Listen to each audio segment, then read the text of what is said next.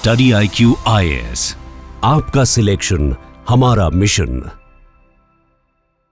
Hello everyone, आपको याद होगा नवंबर 8, 2016 जब प्रधानमंत्री ने कहा था कि 500 और 1000 के नोट आज से लीगल टेंडर नहीं है। उस डीमोनेटाइजेशन की रात ये भी बताया गया था कि one of the major objectives है कि फेक करेंसी जो सर्कुलेशन में है उसको खत्म करना। फेक करेंसी जिसकी वजह बताई गई कि टेरर फाइनेंसिंग में यूज होता है, जो कि होता है, बट क्या वाकई सडन डिमोनेटाइजेशन के बाद भी हम वो फेक करेंसी हटाने का टारगेट पूरा कर पाए, या फिर नई करेंसी आने के साथ साथ हमारे देश में फेक करेंसी और तेजी से बढ़ी? इसके बारे में चर्चा करेंगे कि क्या डिमोनेटाइजेशन अपने टारगेट्स को फुलफिल कर पाया, और किया तो कौन वाले को किया और कौन से वाले को नहीं किया, और क्या करने की जरूरत है। और एक आध ग्लोबल एग्जांपल देखेंगे कि कब कब डिमोनेटाइजेशन हुआ है। खासकर इंडिया में भी डिमोनेटाइजेशन 2-3 बार हो चुका है पहले। उन सब के ऊपर चर्चा करेंगे। वेलकम एवरीवन, मेरा नाम है Rishabh, I am economics option faculty. आगे बढ़ते हैं हम लोग, बात करते हैं। देखो, लगभग 86% ऑफ कैश जो कि 500 और 1000 का नोट था 2016 में, वो हो गया था आपका डिमोनेटाइज। यानी लगभग 15.5 लाख करोड़ का करेंसी डिमोनेटाइज कर दिया गया था, और लगभग 50 दिन का समय मिला था भारत के लोगों को कि वो अपने करेंसी को एक्सचेंज कर सकते हैं या बैंक में डाल सकते हैं। 8 नवंबर को ये हुआ था। अब हम समझते हैं कि 500 और 1000 के ही नोट्स को क्यों चूज किया गया। इसलिए चूज किया गया क्योंकि वो पहली बात बिग डिनोमिनेशन नोट्स थे, और बड़े डिनोमिनेशन के जो नोट्स होते हैं उनको अगर काउंटरफीट किया जाए, उनका अगर नकली नोट निकाला जाए तो उसमें वैल्यूज ज्यादा मिलती है। तो आप देख रहे होगे कि उस टाइम पॉपुलेशन 1.3 1.4 बिलियन जो लोग थे, वो सब लोग इफेक्ट हुए थे। आप में से भी कई लोग लाइन में लगे होंगे, कई लोगों का नोट एक्सचेंज हुआ होगा। कई लोगों के साथ ये भी होगा कि घर में 500 1000 के नोट रख के भूल गए होंगे, और अभी तक मिल रहे होंगे कि अरे ये तो तब रख के भूल गए थे, अभी आके मिल रहा है। और ये बात याद रखना, क्योंकि आगे ये पॉइंट आपका जुड़ने वाला है कि कैसे वो लोग जो अपने घर में नोट रख के भूल गए, कई ऐसे लोग थे जिसकी वजह से आप देखोगे आगे चल के कि लगभग 99% और उससे थोड़ा ज्यादा नोट वापस बैंकिंग सिस्टम में आ गए। यानी सरकार का जो टारगेट था फेक नोट्स या फिर ब्लैक मनी को खत्म करना, शायद वो पूरा हो ही नहीं पाया। क्योंकि सरकार बोली कि ब्लैक मनी दूर कर देंगे, फेक नोट्स दूर कर देंगे, बट अगर 99% से ज्यादा नोट्स, ज्यादा वैल्यू आपकी वापस बैंकिंग सिस्टम में आ रही है, मतलब कि सब कुछ क्या था, वाइट था, है ना। और ऐसा नहीं है कि 2016 वाज द ओनली थिंग जब डिमोनेटाइजेशन हुआ, पहले भी हुआ, 1947 में हुआ। क्योंकि 1947 जब आज़ाद हुए तो 10-10 हज़ार तक के नोट्स आते थे। अब 10,000 के नोट काउंटरफीट कर लो, भारत सरकार के पास इतना बजट नहीं है। 1900 करोड़ का बजट है वहाँ पे। 1900 करोड़ के बजट में 10,000 का नोट अगर कोई जाली नोट लेके घूमेगा तो भारत सरकार कहाँ तक उसको मोनेटाइज कर पाएगी। तो वहाँ डिमोनेटाइजेशन हुआ। 1978 में फिर डिमोनेटाइजेशन हुआ जब कांग्रेस गवर्नमेंट पहली बार हारती है और मोरारजी देसाई PM बनते हैं, तो 1000, 5000, 10,000 के नोट्स को खत्म किया गया। बट इसकी भी सक्सेस बहुत ज्यादा नहीं थी, हमें इतिहास से सीखना चाहिए। सक्सेस इसलिए ज्यादा नहीं थी क्योंकि ज्यादातर पैसा जो ब्लैक मनी जिसको बोला जाता है कि काउंटरफीट करेंसी में ब्लैक मनी था, वो सब कुछ रियल एस्टेट में, गोल्ड में, मतलब रियल असेट्स में एक्चुअली मूव कर चुका था। तो डिमोनेटाइजेशन करने का कोई फायदा हुआ नहीं 1978 में भी। इसीलिए 2016 में इसको सरप्राइज रखा गया कि 86% ऑफ द करेंसी हम खत्म कर देंगे। मॉनेटरी शॉक लगा इस देश को, इसकी वजह से GDP में इंपैक्ट पड़ा, एडवर्स इंपैक्ट पड़ा, और इसका कोई बहुत सारे जो ऑब्जेक्टिव्स बताए गए थे उस दिन, वो शायद पूरे हुए भी नहीं। इसके बारे में चर्चा करेंगे।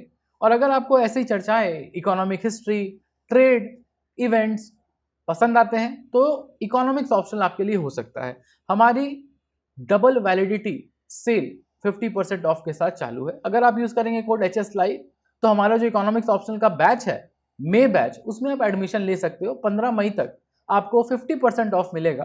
तो अगर आप एक लॉजिकल थिंकर हो, आप 300 प्लस स्कोर करना चाहते हो, आपको डेटा पसंद है, और आप ऑब्जेक्टिवली सोचते हो हाई स्कोर साथ लाने का, खासकर अगर आप ह्यूमैनिटीज से हैं, बैकग्राउंड है या नहीं है, और उससे भी इंपॉर्टेंट अगर आप साइंस या इंजीनियरिंग बैकग्राउंड से हैं, तो इससे अच्छा ऑप्शन आपको नहीं मिल सकता, क्योंकि इसमें रटना नहीं है। सबसे बड़ी बात, it needs your conceptual clarity. ठीक है, तो अगर आप जा रहे हो इकोनॉमिक्स ऑप्शनल की तरफ, जो कि आई मीन डीपली सजेस्टिव कि आपको ना सिर्फ प्रीलिम्स में 25% के आसपास जो ओवरलैप्स होते हैं, जीएस पेपर मेंस में, और साथ ही साथ इंटरव्यू में हेल्प करता है और आप एक बेहतर पॉलिसी मेकर बनते हो। तो गो फॉर द प्लैटिनम बैच, क्योंकि इसमें आपको मिलता है मेंटरशिप जो आपको कंसेप्चुअल क्लैरिटी के लिए जरूरी है, और एडवांस टेस्ट सीरीज जो उस कंसेप्ट के एप्लीकेशन सीखने के लिए जरूरी है। ये दोनों चीजें बहुत जरूरी है, that's why I suggest platinum batch for all of you. और आपको कोई भी समस्या है ऑप्शन रिलेटेड या यूपीएससी रिलेटेड, तो reach out to me on Hipponomics on Telegram और Instagram, so that we can talk there, or you can write to me on rishabh.singh@studyiq.com, so that कोई भी दिक्कत है आपको सब्जेक्ट रिलेटेड तो हम वो बातचीत कर सकते हैं। ठीक है, वापस आ जाते हैं पढ़ाई लिखाई की तरफ। तो देखो 3 डिक्लेयर्ड ऑब्जेक्टिव थे उस रात में, प्रधानमंत्री ने जो ऑब्जेक्टिव कहे थे। पहला, ब्लैक मनी खत्म करेंगे। तो प्रधानमंत्री का कहना था कि 18.5 लाख करोड़ के आसपास अनअकाउंटेड कैश है जो सर्कुलेट हो रहा है, उसको हमको खत्म करना है। अब अनअकाउंटेड कैश है तो कायदे से 18 लाख करोड़ जो कैश है वो वापस बैंक में नहीं जाना चाहिए था, बट वो बैंक में गया, पूरी तरह से फेल हुआ। ब्लैक मनी कुछ भी गायब नहीं हुआ, 99% से ज्यादा करेंसी वापस चली गई, तो ब्लैक मनी कहाँ गया? सब कुछ व्हाइट हो गया। पहले तो कम से कम ये कह सकते थे कि ब्लैक मनी है, लेकिन डिमोनेटाइजेशन के बाद ब्लैक भी व्हाइट हो गया। उसके बाद एलिमिनेट करना था फेक करेंसी को, यानी fake Indian currency note FICN, जो कि ISI और टेरर ग्रुप्स यूज करते हैं, और पाकिस्तान से निकल के नेपाल होता हुआ इंडिया आता है। वो आपने धुरंधर मूवी में भी ये देखा होगा। ये भी पार्शियली फेल हुआ, क्योंकि आज अगर देखा जाए नंबर्स आज देखा जाए तो जो बैंकिंग सिस्टम में जाली नोट है और जो एक्चुअल सर्कुलेशन में जाली नोट पकड़े जाते हैं उसमें 18 गुना का अंतर है, वो भी हम लोग बात करेंगे। और तीसरा ऑब्जेक्टिव था कैशलेस सोसाइटी बनाना, यानी डिजिटल पेमेंट को बूस्ट करना। तो इंडिया ज्यादातर कैश डिपेंडेंट इकोनॉमी था। आज भी अगर देखा जाए तो डिमोनेटाइजेशन के बाद से आज अगर देखोगे तो कैश इन सर्कुलेशन बढ़ा ही है, कम नहीं हुआ है। तो कैश अब भी किंग है, लेकिन हमारा डिजिटल पेमेंट भी साथ साथ बढ़ा है।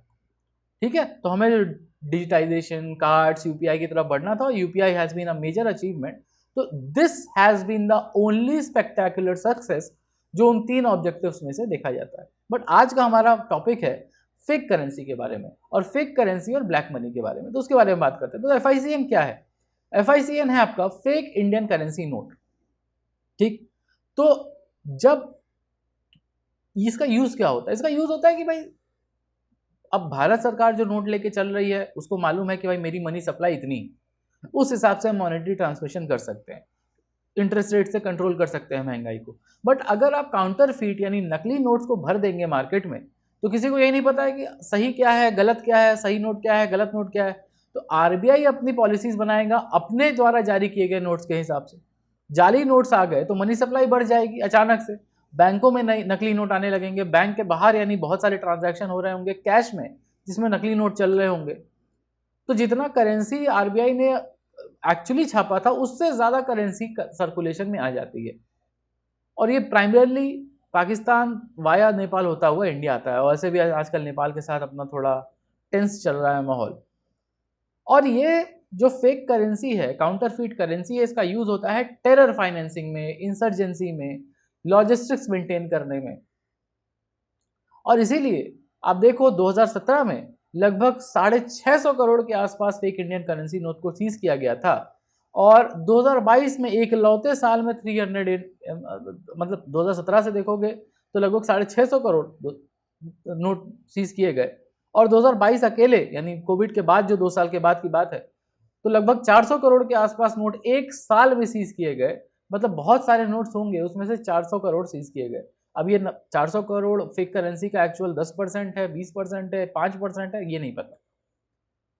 और सोचो कि काउंटर फीट करेंसी जो 500 की काउंटर फीट करेंसी है, चाहे वो सैंडविच नोट हो या कुछ भी हो, वो 2016 के लेवल से 4 गुना ज्यादा है। यानी 500 के नोट अगर 2016 में फेक करेंसी देखी जाए और आज के 500 के नोट की फेक करेंसी देखी जाए तो उस समय से अब के समय में 4 गुना ज्यादा करेंसी बढ़ी है।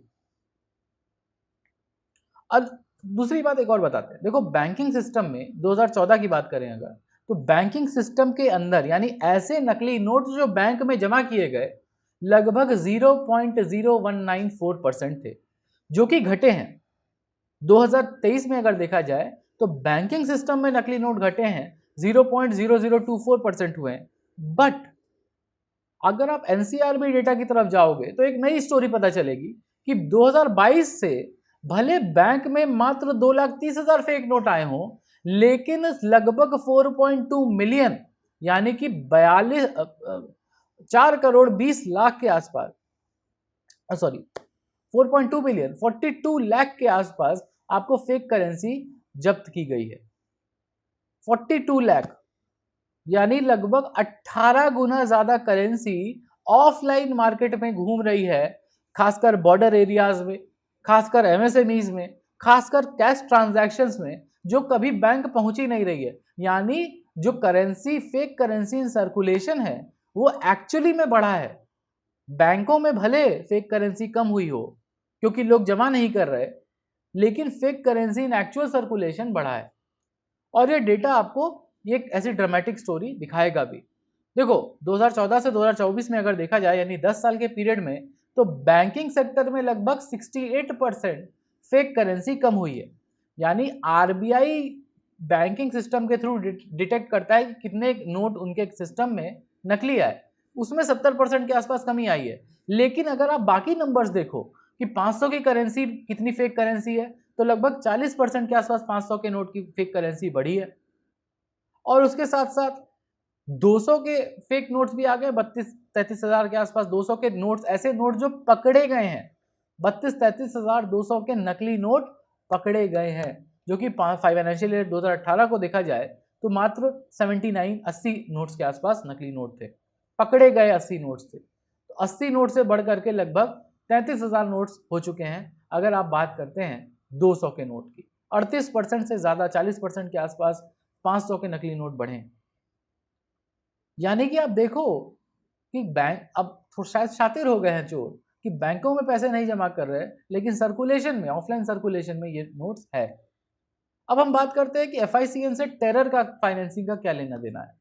तो देखो फेक करेंसी क्या करता है, तो जो भी आईएसआई पाकिस्तानी ऑपरेशंस है, ठीक है, तो गवर्नमेंट, अब जैसे आईएसआई है, आईएसआई वहां का गवर्नमेंट एजेंसी है, तो उनके पास भी मेटल प्लेट्स हैं, उनके पास भी हाई क्वालिटी पेपर अवेलेबल है, क्योंकि भाई सरकार ही है ना, पाकिस्तान की गवर्नमेंट ही है एक तरह से आईएसआई। तो अगर सोवेरेन नेशन ऐसे हाई क्वालिटी पेपर खरीदेगा तो उनको तो बेचा ही जाएगा, और वहीं से प्रिंट होके वाया नेपाल बॉर्डर इंडिया आता है, ठीक है। और इससे आप 26/11 का कनेक्शन हो, या फिर कश्मीर में हुए बहुत सारे इवेंट्स के टेरर इवेंट्स हो, और भी भारत में होने वाले बाकी सारे टेरर इवेंट्स हो, वहां पे आप इस फेक करेंसी का इन्वॉल्वमेंट देखेंगे ही देखेंगे। अब क्योंकि नेपाल बॉर्डर के आसपास इंडिया थोड़ा सख्त हुआ है, तो आप देखोगे कि चाइनीज रूट से भी fake Indian currency notes India आ रहे हैं, क्योंकि चाइना के साथ हम बहुत ट्रेड करते हैं, तो फेक करेंसी चाइना के थ्रू भी इंडिया आ रहे हैं, और उस करेंसी को यूज किया जाता है ड्रग कार्टेल्स को पैसा देने में, सेंट्रल एशिया के ड्रग। तो इस तरह से आप देखोगे कि फेक करेंसी ना सिर्फ टेरर बल्कि ड्रग ऑपरेशंस को भी बढ़ावा दे रहा है। और कैसे हो रहा है ये हम समझ गए। अब सोचो कि डिमोनेटाइजेशन में बोला गया कि हम ब्लैक मनी हटा देंगे, लेकिन अगर 99% ऑफ द करेंसी वापस आ गई तो काय का ब्लैक मनी। सरकार सोची थी कि 4 लाख करोड़ के आसपास पैसा वापस नहीं आएगा, तो हमको मालूम है अब 15 लाख करोड़ डिमोनेटाइज किए और 4 लाख करोड़ वापस नहीं आता, तो इसका मतलब 25% के आसपास जो है जाली नोट थे और वो वापस नहीं आए, या 25% के आसपास काला धन था और वो वापस नहीं आया 4 लाख करोड़, लोग डर के नहीं किए। बट ऐसा नहीं हुआ, मात्र 10,000 करोड़ ऐसा था, only 0.0%, 7% of the total demonetise currency, खाली वही वापस नहीं आया। उसमें से एक बहुत बड़ा नंबर ये है जो लोग अपने घरों में नोट रख के भूल गए। तो 4 लाख करोड़ वर्सेस 10,000 करोड़, सरकार सोची 25% नोट वापस नहीं आएगा, मात्र 0.07% नोट वापस नहीं आया, यानी सारा काला धन वाइट हो गया। कैसे वाइट हुआ, तो भाई नए नए जनधन खाते खोले गए थे, कोऑपरेटिव बैंक्स थे, एजेंट्स थे, उन्होंने बड़े बड़े ट्रांजैक्शंस को छोटे छोटे डिपॉजिट करके बहुत सारे खातों में भेज दिए, और इस तरह से ब्लैक मनी वाइट हो गया। अब सोचो कि कॉस्ट ऑफ इंप्लीमेंटेशन कितना बड़ा है डिमोनेटाइजेशन का, क्योंकि आपको पूरी करेंसी वापस लेनी है और नई करेंसी को उठा के बैंकिंग सिस्टम तक पहुंचाना है कि लोगों को मिल सके, एटीएम तक पहुंचाना है, पहले उसको प्रिंट करना है, फिर बैंक तक पहुंचाना है, फिर एटीएम तक पहुंचाना है। तो लगभग 1 1.27 लाख करोड़ लगा इस पूरी एक्सरसाइज में। लगभग 1.1 लाख करोड़ का जीडीपी लॉस हुआ और 17,000 करोड़ के आसपास आप प्रिंटिंग में पैसे लगे आरबीआई के। सोचो 1 लाख करोड़ का जीडीपी लॉस लेके बैठे हुए हैं हम, कितना बड़ा बात है ये। एक ऐसा देश जो पिछड़ते जा रहा है अपने इकोनॉमिक डेवलपमेंट, इकोनॉमिक प्रॉस्पेरिटी में, वो 2016 में एक उभरती इकोनॉमी था और 1 लाख करोड़ का चपत ले लिया जीडीपी का, इस उम्मीद में कि 25% काला धन वापस नहीं आएगा, बट सारा पैसा वापस आ गया और काला धन वाइट हो गया। और टेरर फाइनेंसिंग की जहां तक बात है, तो ये बात ऐसा नहीं कि इंडिया में ही है। नॉर्थ कोरिया जो कि खुद एक सोवरेन नेशन है, वो यूएस के डॉलर्स को प्रिंट करता था अपने पास। इवन यूरोप में ये बोल दिया गया था कि इतना परफेक्ट है नॉर्थ कोरिया में बना हुआ US dollar, it's like US dollar is being printed outside the US. इतना सटीक यूएस डॉलर बनाते थे। अब इक्विपमेंट कैसे मिला? देखो, इक्विपमेंट मिला कि ईस्ट जर्मनी में जो फैक्ट्री है जो फेक पासपोर्ट बनाती है, ये वो करती है, वहीं से स्मगल होकर नॉर्थ कोरिया आया था। यानी यूएस डॉलर की जो प्लेट्स हैं वगैरह वगैरह, कॉपर पेपर, इंक, सब कुछ, और वही लोग 100-100 डॉलर के नोट्स प्रिंट करते रहते थे। तो इसीलिए ऑपरेशन स्मोकिंग ड्रैगन और रॉयल चार्म आता है 2002 से 2005 तक, और यूएस गवर्नमेंट बहुत सारे लोगों को अरेस्ट करती है और 4.5 मिलियन डॉलर के आसपास सीज किया जाता है। और फिर उस टाइम 2005 के आसपास आप देखोगे कि यूएस डॉलर को, खासकर 100 डॉलर के करेंसी को रीडिजाइन किया जाता है, नए सिक्योरिटी मेजर्स लगाए जाते हैं सो दैट उसको फिर काउंटरफीट ना कर सके नॉर्थ कोरिया से, यानी सरकारी तंत्र का यूज करके उसको काउंटरफीट ना किया जा सके, जैसे इंडिया ने करना चाहा अगेंस्ट आईएसआई। ठीक है, तो डिमोनेटाइजेशन में चाहे ब्लैक मनी वापस आया हो ना आया हो, फेक करेंसी भले बढ़ गई हो, बट एक चीज हम अचीव किए, अच्छी चीजों को हम लेके भी चलेंगे, वो ये कि यूपीआई ट्रांजैक्शन की वजह से इंडिया बाय वॉल्यूम दुनिया का सबसे बड़ा ऑनलाइन पेमेंट ऑपरेटर हो चुका है। यानी यूपीआई की ग्रोथ 10 गुना से ज्यादा हुई है 2019 से लेकर 2024 तक। 46% है इंडिया का share global real time transaction में, ग्लोबल यानी 50% तक होने वाला है कि कितना ज्यादा पेमेंट ऑनलाइन होता है ग्लोबली, उसमें 46% शेयर इंडिया का है, सेकंड चाइना का। ठीक है, 131 बिलियन यूपीआई ट्रांजैक्शन किए जा चुके हैं इंडिया में फाइनेंशियल ईयर 23-24 तक, जो कि आप ग्राफ में भी देख सकते हो। यानी डिमोनेटाइजेशन से एक चीज जरूर अचीव हुई, वो है डिजिटल पेमेंट सिस्टम। अब इंडिया में सोचो कि कहां कहां मिलती है फेक करेंसी, तो आप देखोगे कि 2022 में लगभग 3 मिलियन से ज्यादा नोट्स मिले थे एक जगह से, गुजरात से।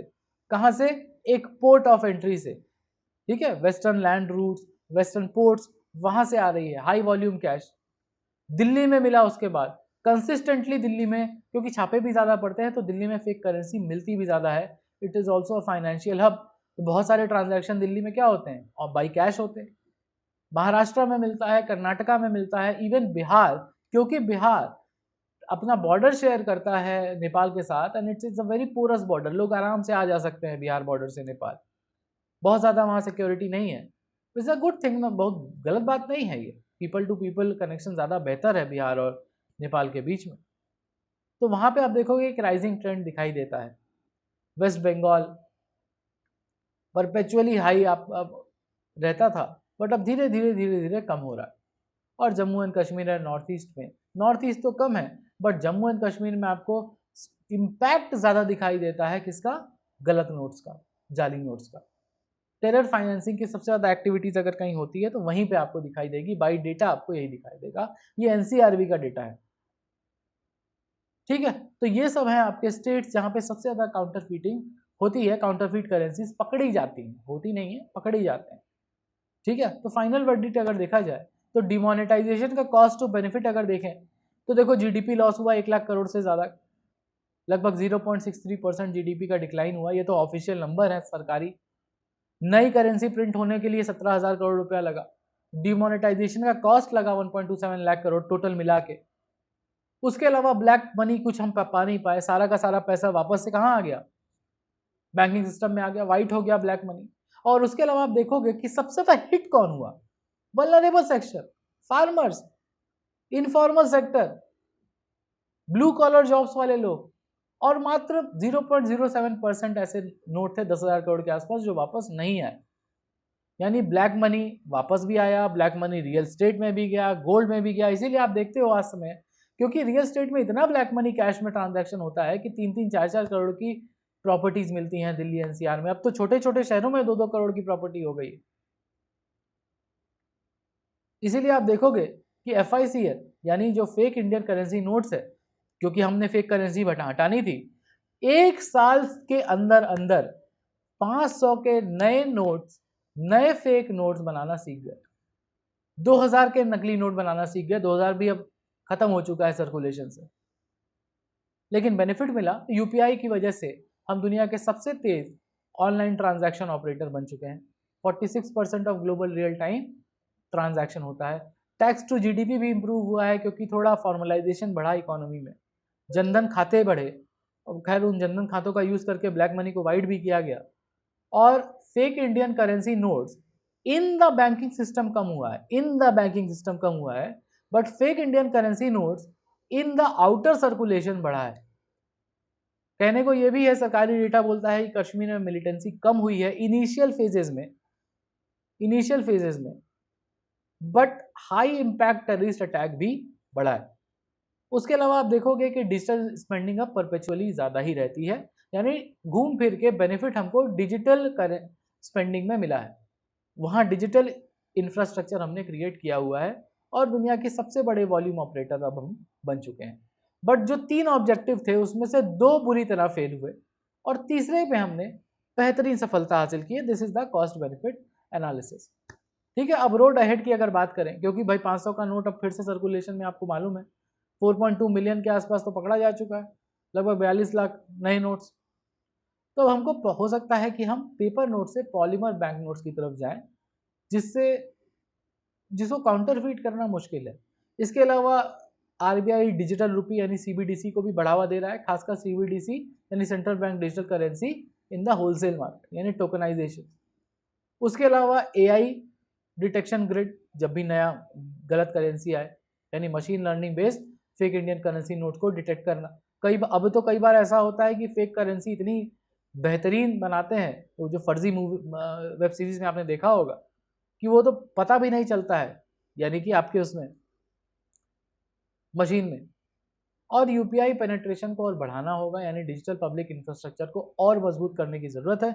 उसके अलावा डिप्लोमेटिक काउंटर मेजर, यानी अब पाकिस्तान के साथ हो सके या ना सके, बट अपने बाकी नेबर्स के साथ यानी चाइना, नेपाल, बांग्लादेश के साथ हमको थोड़ा डिप्लोमेटिकली थोड़ा और साउंड होना पड़ेगा, कि इस समय तो सारे नेबर्स हमारे हिले हुए हैं अपने, बट फिलहाल हम लोग ये कर सकते हैं।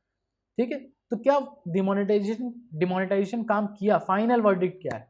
देखो, ब्लैक मनी में फेल हो गया, फेक करेंसी में फेल हो गया, क्योंकि फेक करेंसी अडाप्ट करके वापस आ गए। हाँ, लेकिन डिजिटल रेवोल्यूशन जरूर आया इंडिया में। तो कॉम्प्लिकेट है कहना, लेकिन अगर 3 में 2 ऑब्जेक्टिव आप प्राप्त नहीं कर पाए, तो आई होप कि आपको समझ में आ रहा होगा कि डिमोनेटाइजेशन को फेलियर की कैटेगरी में रखें या फिर सक्सेस की कैटेगरी में। तो डू कमेंट डाउन बिलो, आपको क्या लगता है कि डिमोनेटाइजेशन इंडिया में सक्सेसफुल था, नहीं था? आपकी कोई स्टोरी है डिमोनेटाइजेशन टाइम की? कमेंट डाउन बिलो, शेयर करो अपने स्टोरीज को। And remember that the sale is going on, जहाँ पे आपको 50% ऑफ और डबल वैलिडिटी मिल रहा है ऑप्शनल कोर्सेज पे। और अगर आपने अभी तक इकोनॉमिक्स ऑप्शन में एडमिशन नहीं लिया है, जो कि बैच हमारा शुरू होने वाला है 19 तारीख से, तो आप उसमें ज़रूर एडमिशन लीजिए, और मिलते हैं क्लास में। Thank you everyone. Remember, go for the platinum batch, और अगर आपको कोई भी डाउट है, share your doubts on economics. Thank you everyone, bye bye, have a good day. Study IQ IAS, आपका सिलेक्शन हमारा मिशन।